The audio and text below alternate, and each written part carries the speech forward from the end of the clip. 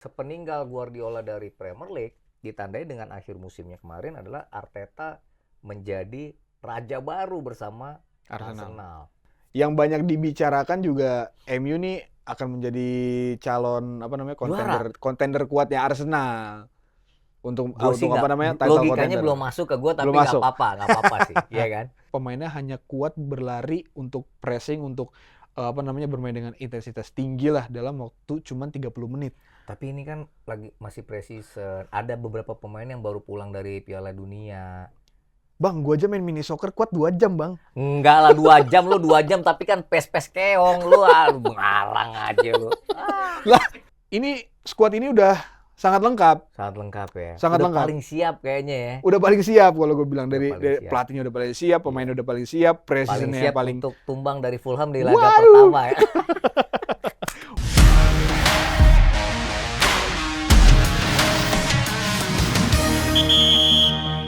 Musim baru, pelatih juga baru di beberapa tim yang ada di Premier League. Ada 9 katanya. 9 pelatih baru di tim Premier League, ada 3 tim promosi yang baru juga.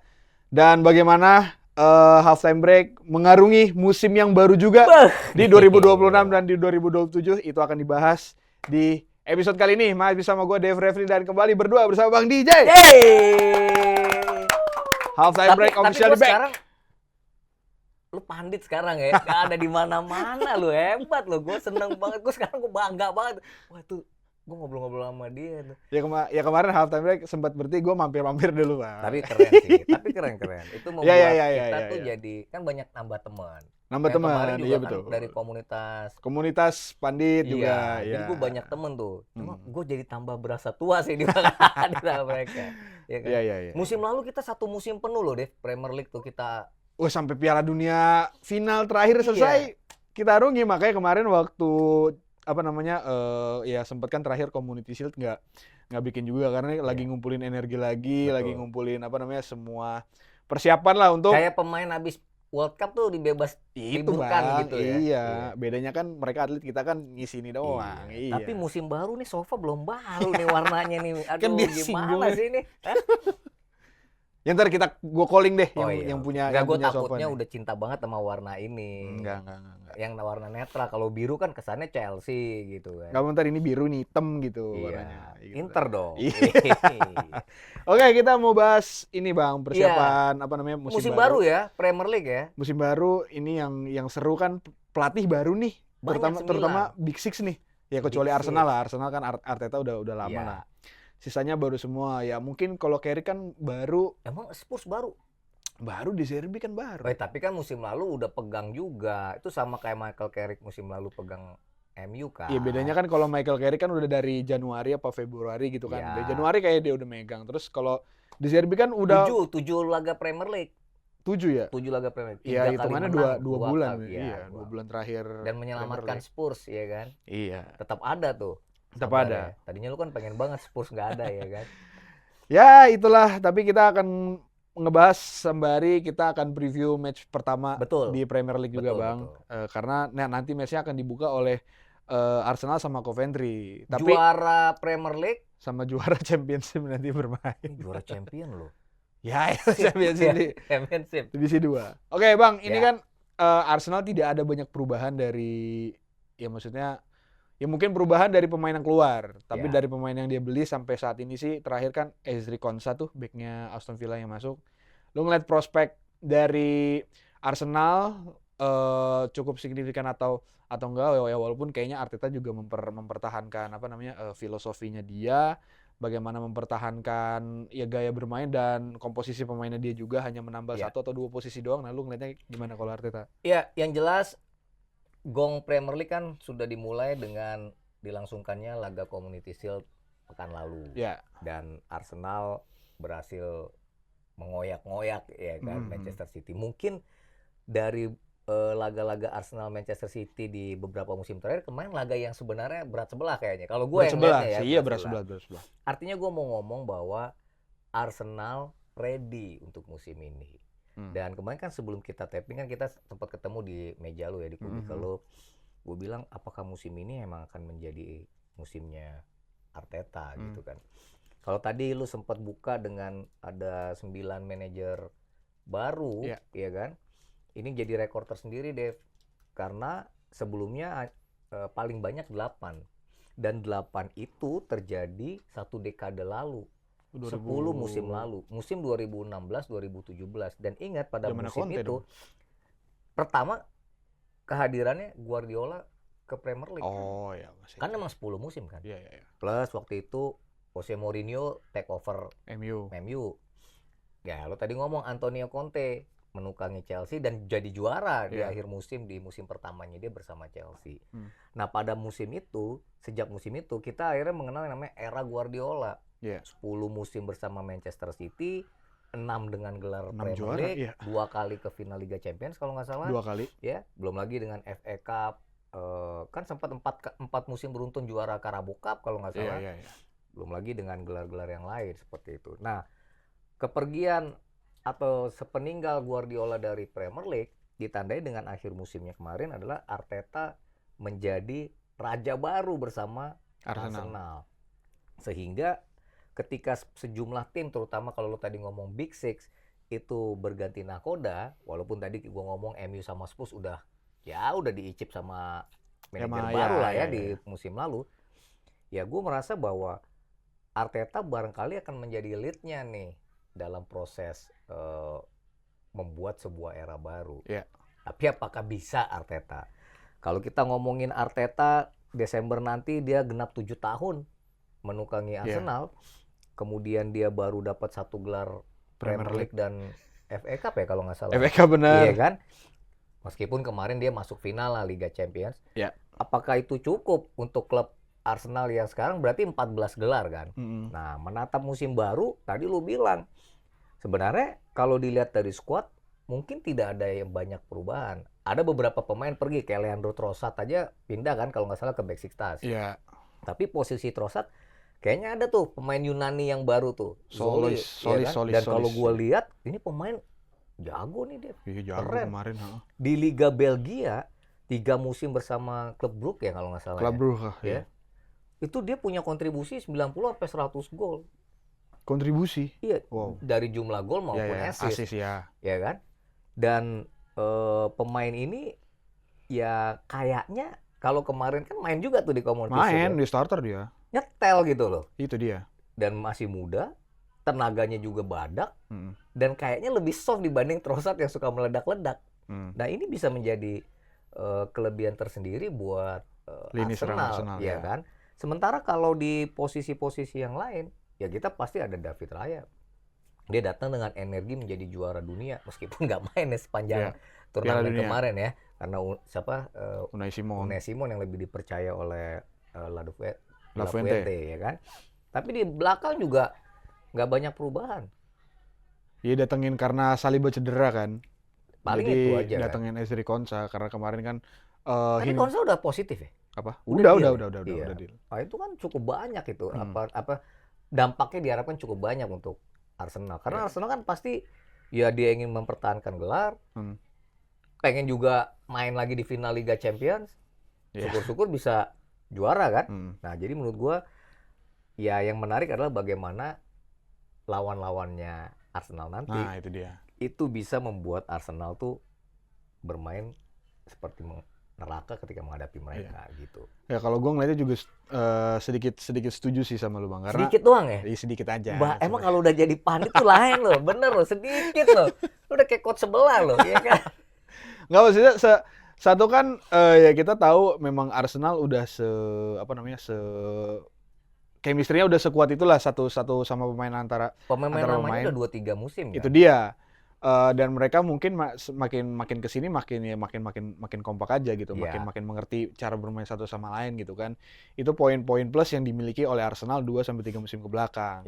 Karena yang tadi kenapa gue ambil poin itu karena yang diganti itu pemain-pemain cadangannya, Norgard yang yang dijual, terus juga beberapa pemain cadangan juga tadi yang udah dijual juga, sehingga masukin beberapa pemain inti, dan pemain inti pengganti juga gitu loh. Kayak Zubimendi ternyata di paruh kedua nggak konsisten, makanya ngambil Bruno Guimaraes yang ada di situ. Ini satu Bruno Guimaraes ini kemarin di mana waktu lawan City Community Shield itu gue melihat bahwa Guimarães sebenarnya udah cukup nyetel juga ternyata, nggak butuh adaptasi lama. Dia udah lama juga di Premier League. Betul. Kan?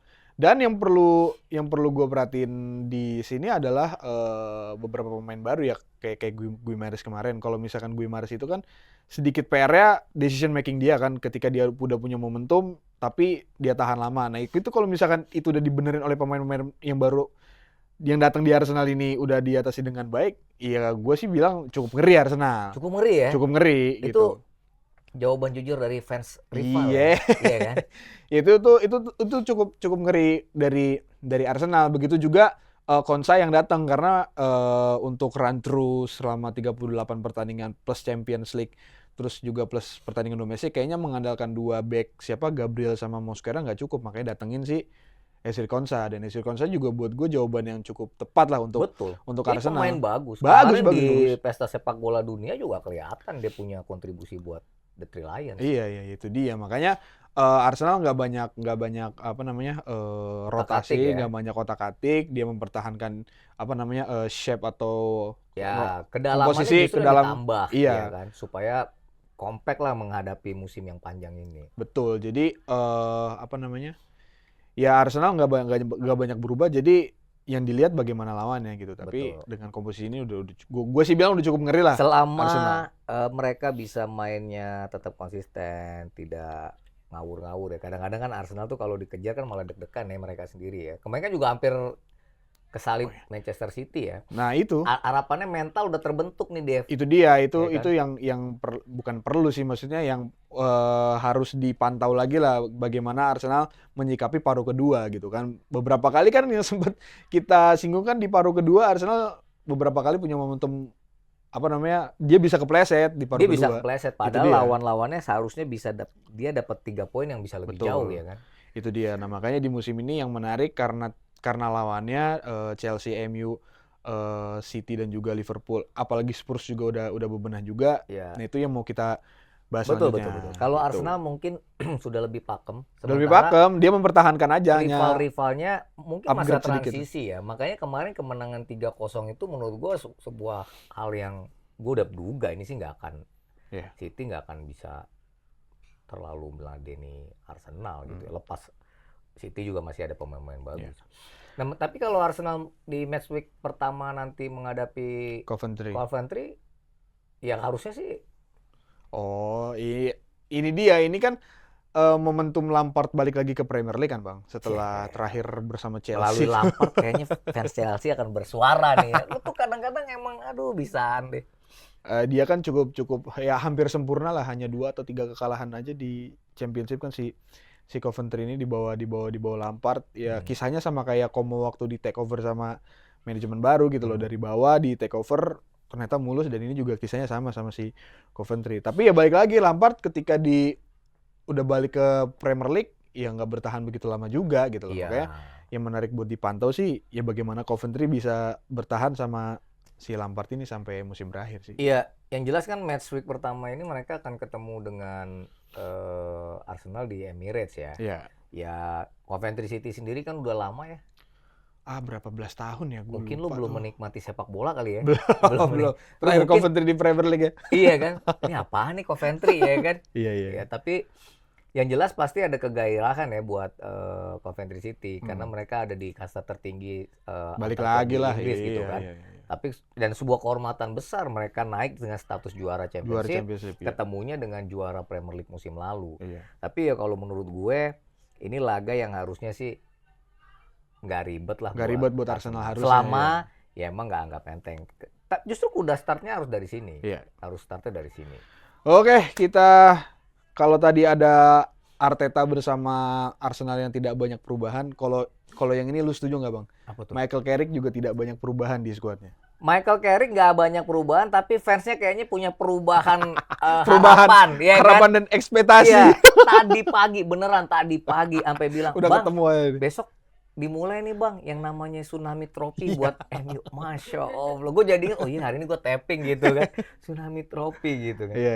Ya nggak terlalu banyak perubahan, dan sebenarnya memang nggak perlu banyak berubah karena kalau nggak salah Michael Carrick kan musim lalu 17 pertandingan ya bersama MU di Premier League dan cuma 2 kekalahan, finish di nomor 3 ya kan? Cukup bangga kan? Iya. Di atas Liverpool loh.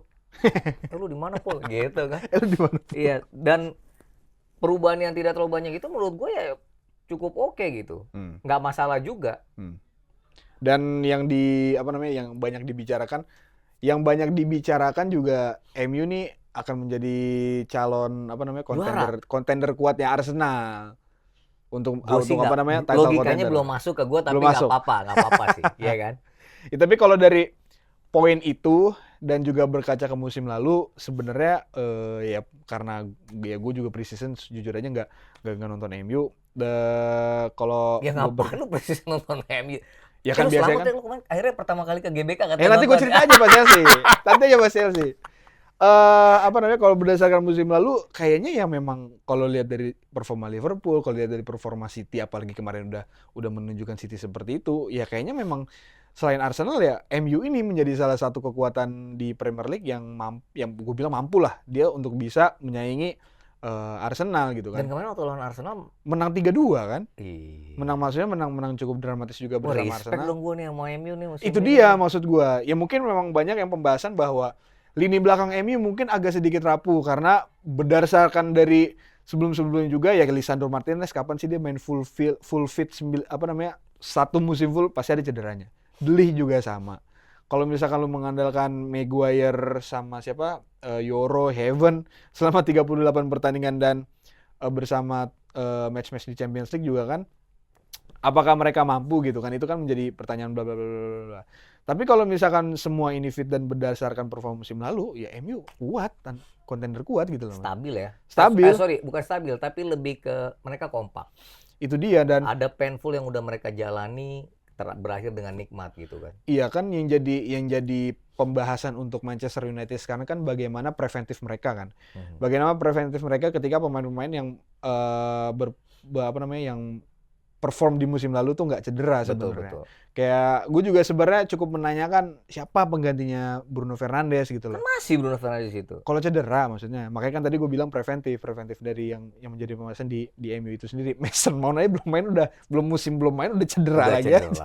Dia ngambil break lebih lama aja. Gitu. Jadi makanya maksudnya itu yang menarik untuk dibahas preventif dari Manchester United. Kalau dari lini depan kayaknya udah cukup oke lah gitu. Iya. Punya Mbeumo di sana, punya Benjamin Sesko di sana, punya Matheus Cunha juga kan yang di Brasil juga perform juga di sana. Ya, Matheus Cunha oke, Mbeumo oke. Winger juga Rashford sih gua rasa balik ya? Balik. Tapi hatinya gimana sih? Ya harusnya sih. Ya kan dia udah enak sama Barcelona nih.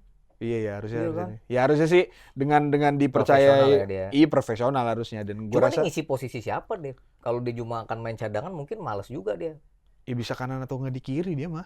Ya kalau nggak kanan kiri sih masa di atas nih main di tribun. Nggak maksudnya kan dia posisinya winger dan bisa bermain di posisi kiri atau di kanan gitu. Artinya kalau dia main bareng dengan Cunha dan Mbeumo tuh fine aja ya sama Bruno Fernandes juga. Nah ini kan menjadi opsi menarik buat Michael Carrick sebenarnya Bang. Nanti opsi pilihan di depannya udah cukup banyak jadinya. Lu bisa bermain Cunha di nomor 9, apa di Diallo di kanan terus Rashford di kiri, apa Dorgu yang di kiri, Rashford di kanan tengahnya Cunha. Itu udah variasi.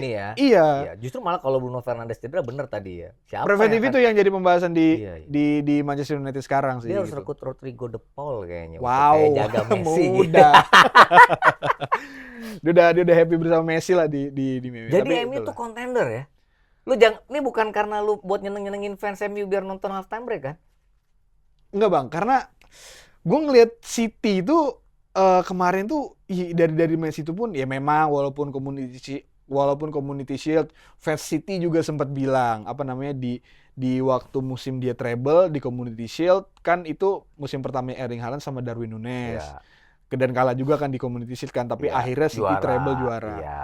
Men, kondisinya berbeda. Lu dipegang sama Enzo Maresca, bukan Pep Guardiola. Ini kan fans Chelsea lagi, mentang-mentang ya kan. Bukan, jadi gue masih merasa bahwa Enzo Maresca belum memiliki power atau impact untuk Manchester City sebesar Pep Guardiola. Iya. Jadi buat wajar lah. Iya makanya dan ditambah skuad ya kalian fans City yang nonton nilai sendirilah bagaimana kebijakan transfer Manchester City di musim ini. Yeah. Apa yakin apa enggak ya? Gue sih meragukan. Makanya. Tapi lu nggak boleh gitu deh. Biar bagaimanapun Enzo Maresca pelatih hebat.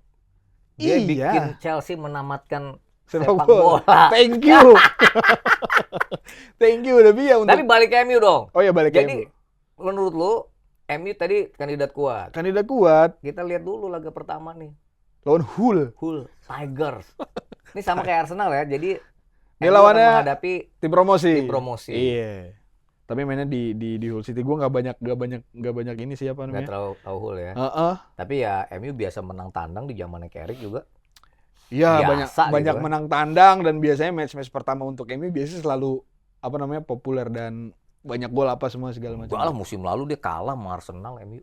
Kalah 1-0 sama Amorim dan golnya kan gol kontroversial juga tuh kalau Fiori kan musim lalu. Yang pasti Manchester United harusnya lebih siap ya. Iya. Kemarin habis kalah dari Amorim juga kan sama AC Milan dia kan diajarin. Wah, iya tuh. Ini tolong titip ya fans MU nih kayaknya lemahnya di sini. Iya. Sama AC Milan aja kalah.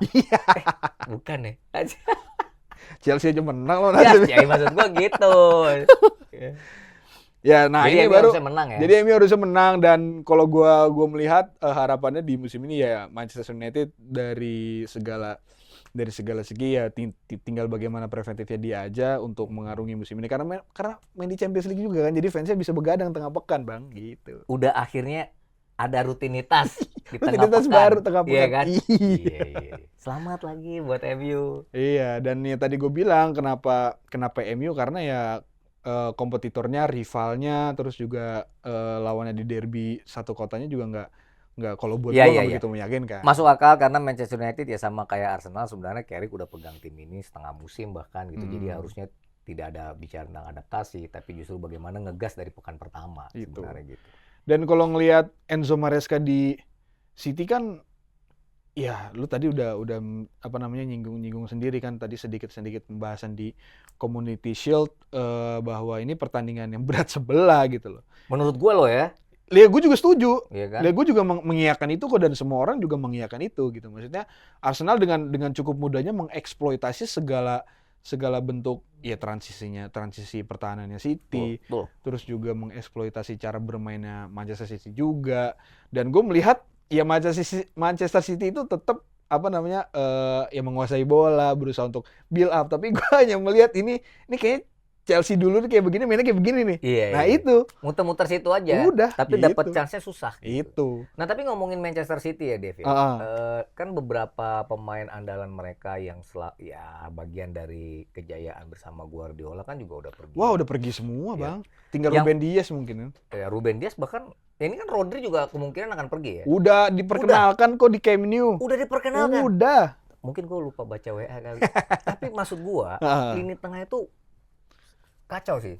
Kalau nggak dapat pemain yang bagus. Kan udah ada Elliot Anderson tuh. Ya, 116 juta gini. pounds. Ya kan? Rodri, Bernardo Silva, siapa lagi di tengah tuh yang pergi? Udah dia doang. Oh Tijani Reinders. Siapa? Kan kalau baru dapet Elliot Anderson, gue dengar Enzo Fernandez akan segera merapat.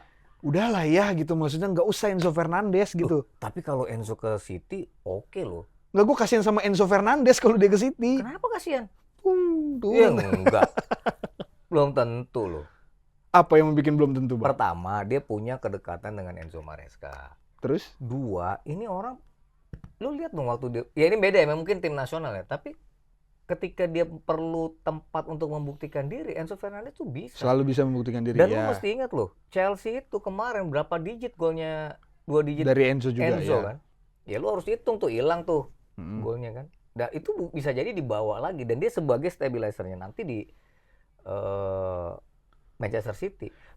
Kalau benar Enzo Fernandez akan dapat ke Manchester City, menurut gua bersama Elliot Anderson, ini bisa jadi setuju ya. Dua yang mematikan loh. Elliot Anderson kemarin di World Cup lumayan loh. Iya. Dia buat gue dia pemain yang prospek lah. Betul, si Elliot Anderson ini. Cuman maksud gue kenapa harus Enzo Fernandez gitu bang? Kemarin kan Chelsea udah buka pintu, udah buka kesempatan sampai tanggal berapa tuh yang Jumat minggu lalu lah.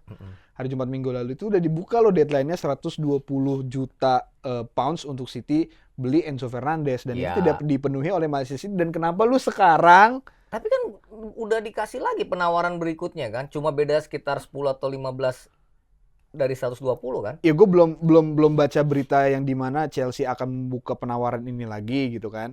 Nah cuman maksud gue harusnya dari kemarin lu dapat kesempatan jendela itu dibuka, ya kenapa nggak percaya? Nawar, Dev. Lu juga kalau beli sayur kubis di pasar juga kalau bisa nawar, kenapa enggak? Kan masih sampai tanggal 31 kan?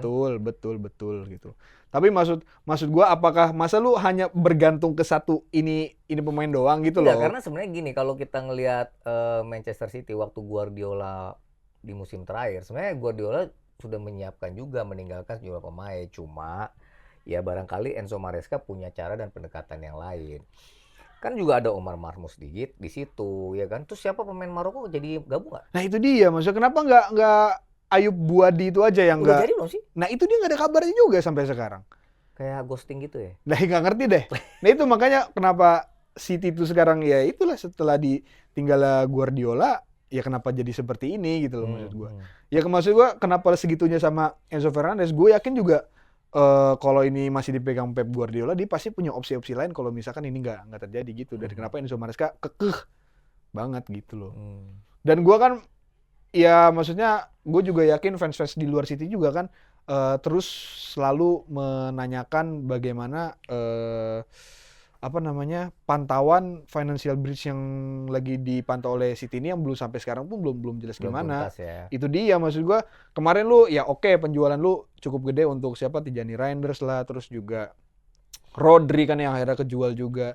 Terus juga nanti lu mau jual Marmoush sama Savinho tuh lagi ditawar Spurs juga loh, dua pemain. Savinho yang kayaknya akan pergi sih. Itu dia. Marmoush kayaknya bakal stay lah. Itu dia gitu, makanya dan lu udah datengin Elliot Anderson dengan harga sekian, ditambah Enzo Fernandez yang harganya sekian juga gitu loh. Ya tapi menurut gua kalau emang mereka bisa sama-sama main, itu jadi kekuatan lini tengah loh. Ya bukan faktor pemain bisa, bukan teknikal. Kan, maksud lu, iya kan? gitu loh. Bisa, ya udahlah, itu mereka yang paling ngerti lah yang ngatur kan. Ya cuman maksud gua ya coba cari opsi lain gitu yang lebih kreatif sih gitu kalau gua ngelihatnya. Ya tapi menurut gua Manchester City ya mungkin ini akan menjadi era transisi ya. Wah berat nih buat Enzo Maresca sih gue bilang. Iya, dan ya emang harus dijalanin, mau gimana lagi, ya kan? Tuh masih ada Erling Haaland, bomber. Ya kan? Itu juga tuh ya, ini yang justru yang lebih menarik di sini Bang. Ini setelah dipegang sama Enzo Maresca yang baru, mungkin dengan hasil pertandingan kemarin ya walaupun belum bisa menjadi parameter, ini akan menarik bagaimana respon para pemain ke Enzo Maresca sih ini. Betul. Ini dan sebenarnya City memang menarik banget ya. Banyak orang yang ngomong City ini bukan kandidat kuat ya. Bukan. Barangkali ya memang hanya untuk targetnya Liga Champions mungkin, tiket Liga Champions mungkin ya. Tapi ya gue nggak tahu lah, pekan pertama tuh kan biasanya Erling Haaland bikin brace tuh Dev. Ya kan? Nah ini masalahnya Enzo Maresca setiap pekan pertama Nah, jadi gue nggak tahu cocok lo gimana yang kepake nih nanti ya kan? Iya. Lawannya Bournemouth pula. Walaupun dia udah ditinggal Iraola, udah ditinggal. Bournemouth sekarang siapa pelatihnya ya? Aduh, siapa ya? Lupa lagi. Bielsa gitu, pelatih mana tuh? Ke Crystal Palace ya? Oh iya, bukan Glasner. Enggak dong, Glasner ke Nottingham Forest. Oh, Glasner ke Forest, benar. Pelatih Bournemouth. Marco Rose. Marco Rose juga punya pengalaman banget sama Dortmund kan. Ya tapi cuma Bournemouth ya begitu ya. Kita nggak tahu juga nih. Seperti dari Raola dan sejumlah pemain pilar ya. Tapi makanya ini kejutan juga nih nanti. Iya. Ya moga-moga sih laganya rame. Iya. Dan nggak menutup kemungkinan. Ini mainnya di Vitality Stadium kalau nggak salah. Nggak di Etihad. Di Etihad. Kalau udah di Etihad sih. Ya harusnya Erling Haaland udah bisa cetak gol dan gue udah pasang di FPL sih Bang. Gue belum, gue nunggu sampai nanti pagi. Itu nanti itu dari Manchester City, dari Enzo Maresca. Tapi kalau lu ngeliat Liverpool Bang, wah ini kalau gue ya Liverpool sama City musim depan bisa jadi senasib nih. Senasib gimana? Susah. Penanggungan nggak? Enggak. Senasib aja gitu maksudnya. Struggle lah mereka musim depan. Tapi gini. Iraola ya kan, kita harus respect sih sama Iraola. Waktu dia di Bournemouth, ya klub di pantai selatan Inggris ini kan, disulap menjadi tim yang selalu bisa menghadirkan neraka buat tim-tim besar. Iya nih Iraola nih. Di akhir musim kemarin mereka finish nomor 6. Harusnya bisa aja ya Premier League ngirim 6 ke Liga Champions kalau Aston Villa nggak finish nomor 4 ya kalau nggak salah, atau 5 ya kemarin ya. Dan di zaman Iraola banyak pemain-pemain Bournemouth yang punya nilai jual tinggi, ya kan, termasuk Carcass yang pindah ke Liverpool musim lalu. Iya. Terakhir Antoine Semenyo yang pindah ke Manchester City gitu ya. Tapi memang Iraola adalah Iraola gitu ya. Dia datang ke Anfield di saat ya Arne Slot yang sempat memberikan gelar di musim pertama, gelar Premier League, justru flop di musim kedua. Kalau nggak salah kan kontrak Iraola 2 musim ya, diberikan oleh Liverpool ya. Dan apa yang sudah dia lakukan bersama Bournemouth, menurut gua Liverpool itu merupakan kanvas terbaik buat seorang Iraola melukis karirnya, melukis legasinya gitu. Jadi kalau dia berhasil menghadirkan warna-warna yang manis, gue yakin Iraola itu akan menjadi salah satu manajer sukses. Sukses ya. Cuma memang tantangannya berat banget soalnya, iya. Kita ngomongin Liverpool musim ini, walaupun Liverpool juga sebenarnya punya gairah tersendiri ya. Di akhir musim ya nama-nama yang berada dalam sejak zaman Jurgen Klopp, kemudian Arne Slot. Ya kita ngomong Mo Salah udah pergi, Robertson udah pergi, sebelumnya pemain-pemain yang TAA udah pergi. Iya kan? Sekarang dengan pemain-pemain yang Konate pergi. Konate akhirnya pergi ya. Udah nggak ada lagi tuh Virgil van Dijk dan Konate. Curtis Jones ke PNT. Ke Inter ya? Iya. Gratis nggak sih? 35. Kok tuh bayar sih, gimana sih? Harusnya biasanya gratis aja. Juta euro. Iya. Tapi intinya adalah ini musim baru. Nah yang gue pengen lihat itu bagaimana Iraola punya pendekatan lebih baik lagi. Yang bikin itu sih yang bikin penasaran sebenarnya. Hati-hati dengan para pemain yang musim lalu sebenarnya kayak Florian Wirtz itu kan nggak maksimal, ya. Terus Alexander Isak yang juga nggak maksimal. Ya. Nah itu bagaimana nanti Liverpool di zamannya Iraola. Kalau lo bilang senasib barangkali dengan Manchester City ya karena transisi. Ya ini cukup oke lah. Tapi yang gue pengen lihat kan gini ya. Iraola waktu bersama Bournemouth kan mainnya high pressing, transisi cepat. Kurang lebih apa gayanya Klopp tuh? Gegen pressing kan ya walaupun agak lebih halus dibanding ininya si Jurgen Klopp ya. Jurgen Klopp lebih berenergi gitu. Iya. Dan ya ini akan menjadi tantangan sih buat gua. Itu yang bikin penasaran sih bagaimana Iraola bisa mengubah seluruh kebiasaan tabiat buruk para pemain Liverpool bersama Arne Slot lah dulu lah gitu. Karena dari segi gue dari musim lalu belum selesai juga gue udah ngomong Liverpool nih PR banyak dari segi kedalaman skuad gitu kan. Ditambah Virgil van Dijk yang udah 35 tahun sekarang. 35 ya? 35. Berarti mau 36 ya? Ya either tahun ini udah 35 atau tahun ini mau 36 gitu kan. Itu sudah tua lah gitu maksudnya. Cuman datengin Araujo. Iya. Dan itu juga loan, terus juga Yaket siapa gitu kan, ya maksudnya belum ada pemain yang signifikan untuk didatangkan di squad ini gitu. Victor Munoz juga. Victor Munoz ya itu kira satu. Terus sementara Curtis Jones sudah pergi, Robertson juga udah pergi. Sampai sekarang bek kanan lu belum ada yang firm nih, siapa nih bek kanan nih gitu kan? Ya Frimpong kan main ke situ. Ya mungkin Frimpong kan. Ya. Tapi maksudku Bang DJ, Liverpool tuh butuh lebih dari ini gitu loh untuk kedalaman skuad mereka. Ya jelas lah. Kalau lo mau bersaing, harusnya sih pemain-pemainnya ditambah lagi. Tapi pemain dengan kualitas yang baik. Betul, nah makanya dari itu gue bilang Liverpool kayaknya ya bakal senasib kurang lebih sama Manchester City karena dari kedalaman skuad yang mereka punya, gue cukup miris pemain-pemain yang bermain untuk klub sebesar Liverpool.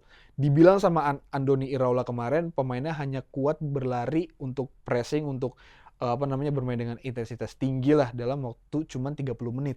Tapi ini kan masih pre-season. Ada beberapa pemain yang baru pulang dari Piala Dunia. Bang, gua aja main mini soccer kuat 2 jam, Bang. Enggak lah 2 jam, lu 2 jam tapi kan pes-pes keong lu, ngarang aja lu. Lah, ya makanya gua. Ya dia 30 menit pes 3, Dev. Kayak pelari-pelari Kenya. Lu gila lu. nandingin sama Ya, lu pandit sih pandit, tapi yang bener juga dong ya. Ya tapi artinya kan apakah ini bisa dirubah dengan cepat kan itu yang jadi pertanyaan. Iya, itu tantangan tersendiri. Itu Tapi dia gua maksud ngerti gua. maksudnya Raul lah, kalau lu bermain dalam kompetisi yang ketat gitu, ya 30 itu jauh banget. Itu ya dia, kan? apalagi kan ya Liverpool kemarin finish di nomor 4 ya. Masuk Liga Champions lah. Masuk Liga Champions kan. Itu dia maksudnya kalau dia bermain dengan di banyak pertandingan dengan komposisi kedalaman skuad seperti ini plus ditambah stamina pemain seperti ini ada. Ya, Gua nggak paham gitu memang. Maksudnya. Dan tantangan di pekan pertama juga udah datang menghadapi Newcastle di St. James Park kalau nggak salah ya. Betul. Ya walaupun Newcastle juga Newcastle pelatih juga baru ada. lagi ya. Pelatih baru juga. Tapi Mattia Jaisal ya, iya kan? Yang mantan pelatihnya, manajernya Al Ahly. Aduh. Iya kan? Oh iya. Iya kan? Iya. Yang mentang-mentang satu manajemen kan. Iya sih. Tapi ini menarik sih. Ya walaupun Newcastle juga kehilangan banyak pemain ya. Iya. Beberapa pemain ya. Guimarães ya tadi yang lu bilang ke Arsenal juga. Guimarães, terus Tonali. Tonali kemana ya? Pensiun ya? Hah? Enggak. Ke Spurs dia. Oh dia ke Spurs. Ke Spurs. Oh dia pensiun dari timnas kali ya? Nggak tahu. Ya gue udah dia pensiun soalnya. Nggak tahu gue kalau itu. Belum. Ya gue ya, kalau Italia kita nggak fokus sama Italia. Iya, kita nggak fokus sama Italia. Ya tapi maksud gue Newcastle juga ya kan peran penting di situ kan sebenarnya Eddie Howe kan. Eddie Howe, Guimarães sama Tonali lah. Gue rasa kalau itu udah nggak ada, gue nggak tahu nih apakah intensitasnya masih seperti musim lalu, apakah keganasan fisikal dari para Gordon juga kan udah nggak ada. Anthony Gordon udah ke Barcelona. Ya maksud gue apakah Newcastle masih sama dengan Newcastle musim lalu? Ya gue perlu lihat di match pertama nanti dulu. Atau jangan-jangan kandidat ini ya? Apa? Degradasi ya Newcastle ya? Ya mungkin bisa jadi juga seperti. Lu bang bener lu, Marin Virgil lu nanti. Kayak Virgil juga setuju. Oh masa? Gitu sih kalau untuk ini jadi ini match yang perlu dipantau lah Liverpool Newcastle ini selain seru juga ya kita lihat lah ya seperti apa match pertama ini buat Liverpool. Dan kali ini klub juara dunia alias Chelsea Bang DJ. Juara dunia. Ini akan menjadi kontender kuat juga Bang DJ. Entok gue lo juara dunia. Kita udah setengah jam lebih sih. Setengah jam. Ya tapi ini sedikit lah ngebahas Chelsea ya. Chelsea. Ini Chelsea paling menarik sebenarnya deh. Iya. Jujur aja ya. Karena menurut gua ya Alonso ini mendapatkan kemewahan di Chelsea. Satu rekrutmen pemain yang mungkin 11 pemain ya kalau gua baca-baca ya. Kalau gua lihat tuh 11 pemain baru, 9 atau 11 lah gitu. 9 kayaknya, 9. Kan? Dan ada kemewahan tersendiri yang nggak dimiliki dari rival-rival tadi. Chelsea fokus di Premier League. Jadi lo nggak akan begadang tengah pekan tuh nggak ada. Ada kalau main di FA Cup atau Carabao Cup. Itu dilema gua nih. Bangun nggak ya tengah pekan? Lah iya makanya. Dan masalahnya memang gini. Xabi Alonso kan datang ke Stamford Bridge setelah musim yang gagal dia bersama Real Madrid kan. Nggak nyampe setengah musim kali ya? Nggak nyampe. Dia harus keluar 10 match ke ya kan? 13 gitu ya. Nah yang gue mau lihat itu adalah apakah Alonso akan menerapkan gaya bermain atau sistem bermain seperti waktu dia membawa Bayer Leverkusen juara dengan pola 3-5-2 atau 3-4-2-1 di lapangan seperti itu. Nah itu yang sangat menarik. Rekrutmen pemain juga cukup oke, ya. Ada Valery Barco ya kan. Ya walaupun menurut gue ini sih kayak karena dari Strasbourg kan katanya satu manajemen Bluko ya. Jadi satu kurang lebih ya barangkali ada sisi yang lain gitu. Terus ada siapa sih rekrutan yang di kanan tuh? Giovanni Quenda. Itu yang dari FC Porto ya? Betul. Atau Sporting Lisbon? Sporting. Nah, banyak muka-muka baru yang bisa, yang gue bingungnya gini ya, lu cuma fokus ke Premier League tapi pemain lu banyak sebenarnya, kayak dulu-dulu lagi gitu. Oh ya. Nah itu sebenarnya yang menarik dari Chelsea bersama Xabi Alonso. Ya sebenarnya kalau Chelsea. Gue nggak nanya lo dulu sebentar. Lo ngomong-ngomong. Soalnya fans Chelsea kalau ngomongin Chelsea kayak udah bergairah banget gitu. Itu fans yang lain. Oh iya fans yang lain. Itu fans Chelsea yang lain. Kalau gue cukup kayaknya kalau gue perhatiin dari fans Chelsea lain gue agak cukup berbeda ngeliatnya. Lu agak apa? Garis keras atau? Objektif lah. Objektif. Objektif kita mah. Gue ngeri nih abis ini diserang kita nih. Nggak gini. Manajemen Chelsea tentu bukan sangat ya. Dia baru menetapkan kebijakan yang tepat untuk klub sebesar Chelsea hanya di periode ini. Menurut lo? Menurut gua. gitu. Sebenarnya sebelumnya udah tepat tapi tidak memegang omongan dari kebijakannya mereka sendiri si manajemen Chelsea ini. Yang pertama menunjuk Xabi Alonso dan tidak hanya menjadikan head coach tapi menjadikan seorang manajer di Chelsea, tentu yang memiliki peran mungkin untuk kebutuhan atau untuk urusan teknikal maupun ya mungkin non teknis juga gitu. Yang dimana sementara sebelumnya non teknis pun manajemen ikut campur dalam urusan itu. Jadi di sini kebijakannya itu udah bagus. Yang pertama. Yang kedua kebijakan transfer. Kalau di sebelum di 3 musim sebelumnya itu cukup ngasal. Kenapa gue bilang cukup ngasal? Mungkin hanya mendatangkan 1 atau 2 marquee signing, sisanya ngasal semua. Kalau di sini gue melihat itu sudah sesuai dengan kebutuhan Xabi Alonso untuk skuad yang ingin dia bawa. Dengan sistem yang dia pengen mainkan. Betul. Make sense semua yang didatengin Morgan Rogers ya. Morgan Rogers, Quenda, terus juga Emega di depan, terus juga ada Lacroix di belakang. Lacroix ya. Pemain tengah kan murni nggak ada yang didatang. Barco doang kan, muda kan itu doang satu Bang. Marco Palestra. Italia ya. Gue melihat. Ini salah satu pemain di Serie A musim lalu yang cukup bersinar. Iya, di Cagliari kan di. Parma atau Cagliari? Dia tuh pemain Atalanta tapi di loan ke Cagliari musim lalu gitu. Karena di Atalanta ada di Lorenzo. Iya, betul. Ya tapi maksud gue melihat langsung Palestra bermain. Kemarin di GBK? Betul. Dapat tanda tangan lo? Enggak lah. Agak norak kemarin ya? Itu pertama kali nonton di GBK ya katanya? Enggak, pertama kali gue nonton bola di stadion seumur hidup. Lu bahkan stadion Bekasi, Tambun nggak pernah? Nggak pernah. Oh iya. Itu tadi yang lu bilang, gue main mini soccer sih ya, bukan stadion. Iya bang. Dia ngerti, emang kelasnya beda, emang betul, benar, betul. Ya kan maksudnya gue ngeliat Marco Palestra lawan AC Milan ya mungkin dia musim sebelumnya udah ketemu lah. Si Palestra sama AC Milan ini 2 babak, lihat jauh bagaimana ini orang punya visi, punya physical, terus juga punya koordinasi dengan wingernya, terus perannya dia bagaimana menyerang, bagaimana bertahan, transisi segala macam nih pemain komplit, bisa main di kanan, bisa main di kiri. Lengkap menurut lo? Buat gue lengkap. Nah jadi itu yang membuat kenapa makanya including Danny Welbeck dan juga Jordan Henderson yang masuk. Ya Henderson mah gak usah dihitung lah, Dev. Tadi dulu. Selama ini Chelsea memiliki pemain senior itu Thiago Silva. Dan itu udah 2 musim lalu waktu zamannya Pochettino. Iya. Maksud Henderson Piala Dunia kemarin aja cedera. Tahu kan cederanya? Tahu bang, selebrasi ya nggak perlu itulah. Tapi maksud gua peran dia itu bukan untuk teknis, tapi mungkin untuk non teknis. Sebagai mantan kapten Liverpool senior. Sebagai figur senior, betul.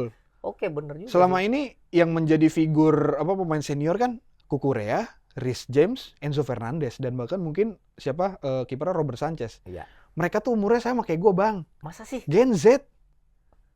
Dan maksud gua kalau misalkan 4 pemain ini drop, Gen Z maksudnya masih muda pada tua. Gua mau ngomong gitu lagi. Ya range muda menuju tua itulah itu. Menuju itulah ya. Menuju 30 lah. Maksudnya kan kalau pemain ini semuanya mentalnya drop, semuanya kan ikut drop.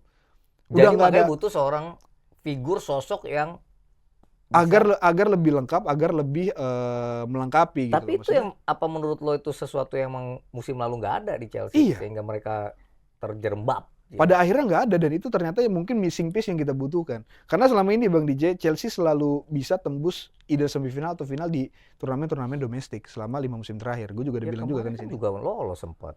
Lah iya, kalahnya kan karena nggak ada figur senior yang bisa menenangkan pressure sebesar itu gitu loh maksud gue Bang DJ. Jadi dari segi itu ya Chelsea butuh skuad pemain ini baru masuk ke teknis. Betul. Nah, banyak pertanyaan Xabi Alonso akan memainkan 3 back atau 4 back. Dua-duanya bisa. Karena Reece James sekarang udah nggak dipatokin bermain di kanan, dia bisa bermain di DM. Ya. Kalau mau main 3 back juga bisa. Kita udah punya double IMF, ada Morgan Rogers dan juga Cole Palmer.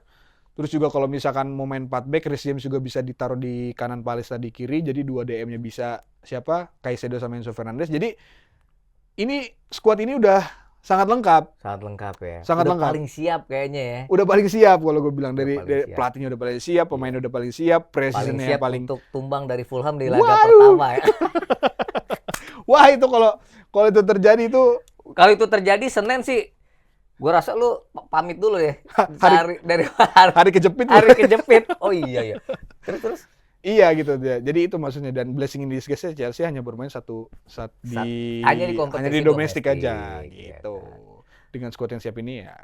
Artinya, jadi menurut lo Chelsea musim ini ya tadi, kalau menurut gue Chelsea itu dapat kemewahan ya karena dia nggak main di Premier Ya bukan kemewahan sih Bang, harusnya udah manajemen menerapkan. Fokus kemewahan buat seorang Xabi Alonso, dia bisa melihat timnya lebih detail, banyak pemain, banyak pilihan, sistem yang mau karena lu nggak perlu yang pusing untuk terlalu banyak rotasi di tengah pekan dan segala macam.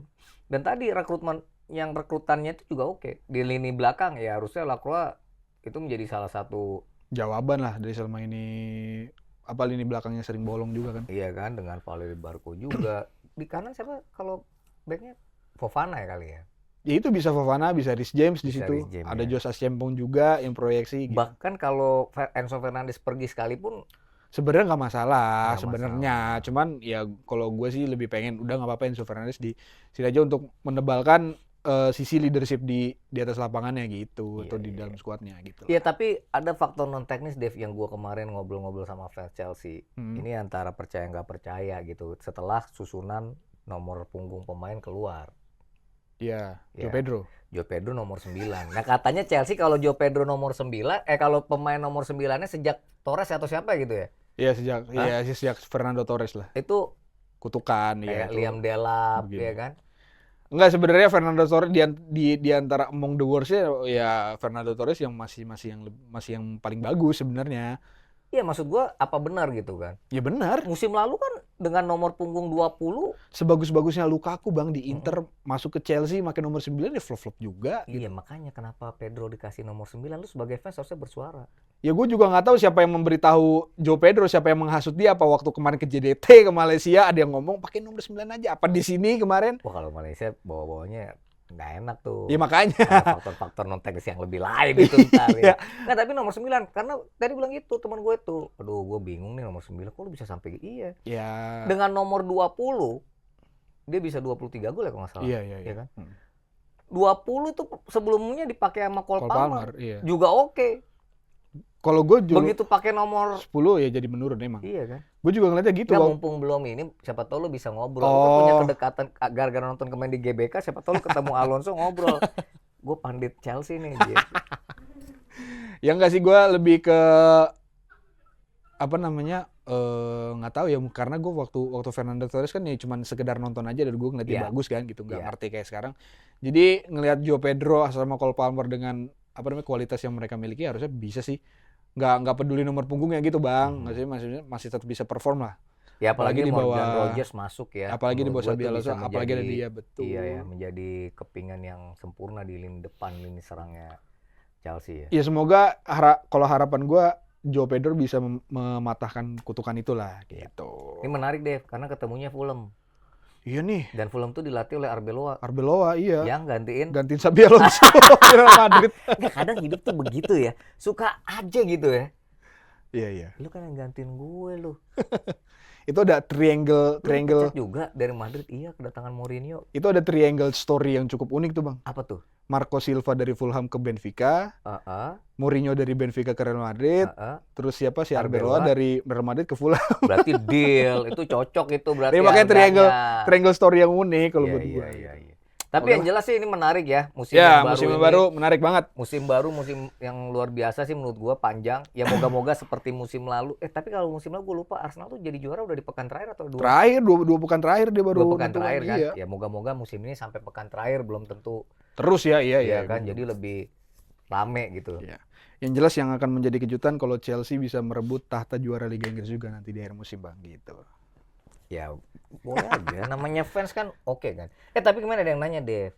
Apa? Bang, bisa nggak sih pemerintah kayak kemarin Piala Dunia TVRI yang nyiarin gitu atau ini kalau itu gue nggak bisa masuk. Iyalah kalau itu bukan ranah kita itu. Tapi gue mau ngingetin, maksudnya karena musim baru akan segera bergulir, ya supaya lu nggak pada ketinggalan, ya lu cari tahu lah nontonnya di mana. Gitu. Dan Fantasy Premier League kan juga mulai lagi. Iya kan? Udah nyusun juga. Iya, kita harus menebus musim lalu yang pahit. Betul. Oke, kalau gitu mungkin cukup sekian dulu Bang Dija, udah cukup panjang videonya untuk ngebahas. Lu mau ada ini lagi ya? Apa? Ke podcast lain ya? Ya insya Allah lah, kita menunggu undangan.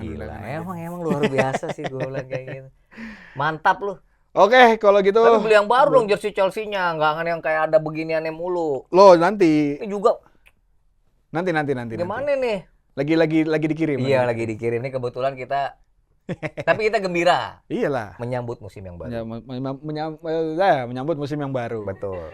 Oke, ini udah waktunya makan siang, Mbak DJ. Jadi. Karena kita jam makan siang ya. Jadi gue cukupkan dulu untuk episode halftime break sampai di sini dulu. Jangan lupa pekan pertama. Jangan lupa pekan pertama. Nanti juga update-nya akan diupdate di Kompas ID dan Harian Kompas. Pasti akan ada ulasan-ulasan menarik ya. Betul. Ya. Jadi tapi Ihsan juga udah engkang. Iya, Ihsan juga. Ya biasa musim kan berganti. Iya, itu dia. Kayak pemain bola. Dia dapat transfer aja dia. Iya. Oke, kalau gitu sampai sini dulu. Gue tutup dulu. Sampai jumpa di edisi halftime selanjutnya, guys. Bye-bye. Thank you.